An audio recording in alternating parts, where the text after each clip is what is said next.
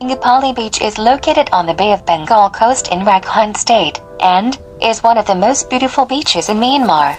So, if you are looking for a laid-back beach holiday, Ngapali Beach should be at the top of your list. As well as relaxing on the beach and enjoying the amazing sunsets, for which this area is famous, Ngapali Beach offers you the opportunity to learn about the local culture. Pretty fishing villages dot the coastline, and you can watch the fishermen at work as they bring in the day's catch.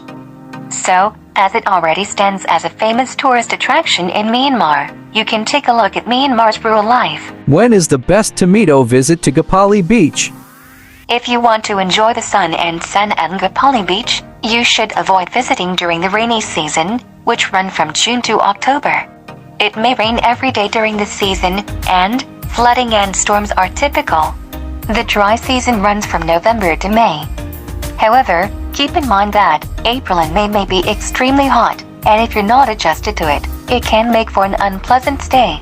Moreover, with the approach of Thingian, the Myanmar New Year festival in April, the number of people visiting Ngapali Beach is on the rise. So, Thingian festivities on Ngapali Beach are expected to be crowded with visitors in April. In my opinion, the best time to visit is from November to March. Although this is not the high season, accommodation and transportation will be plentiful. Getting to Ngapali Beach. There is a travel bus from Yangon, but it takes a long time because it cuts through the mountain range. The bus from Yangon to Thenui takes around 13 hours, and the route is uncomfortable due to the poor condition of the roads. So, the easiest and most painless way is to fly from Yangon to Thenui, especially as Thenui Airport is actually closer to Ngapali Beach. The flight from Yangon to Thenui takes about 45 minutes, and you can get a taxi or tuk-tuk to the hotel from Thenui Airport.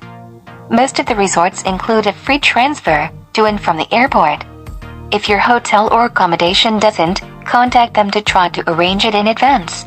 Choose hotel stay in Ngapali Beach. As you can see in the photo, there are 6 chais. It is just beach parts along the coast of Ngapali. Every chai has its advantages as well as weaknesses. So, before you go to Ngapali, I suggest that you should choose the chai first, where you want to chill and find new experiences. In the next video, I will talk about the hotels of these 6 chais. So stay tuned and subscribe to my channel. Actually, budget accommodation can be hard to find in Ngapali Beach. There are a few hostels, but they are expensive in comparison to many other parts of Southeast Asia, with a dorm room costing roughly $20 per night. One thing to note about budget accommodation in Ngapali Beach is that many of the smaller hostels and hotels don't have a website. If you have a higher budget, there are a selection of basic hotels that charge around $50 per night for a double room, which is a more cost-effective and comfortable alternative if you are traveling as a couple. Unlike other regions of Myanmar, there are a variety of resorts and huge chain hotels here, like Orium Palace, Sandoway, and Art of Sun Resort, where you can have a regular 5-star resort experience, but at a 5-star price. These hotels are in the hotel zone of Ngapali and have beautiful Long Beach. Where to eat in Ngapali Beach? Most hotels include an on-site restaurant that serves a mix of local, Asian, and foreign cuisine, but I would encourage you to try the nearby restaurants for variety as well as to provide business to the local people.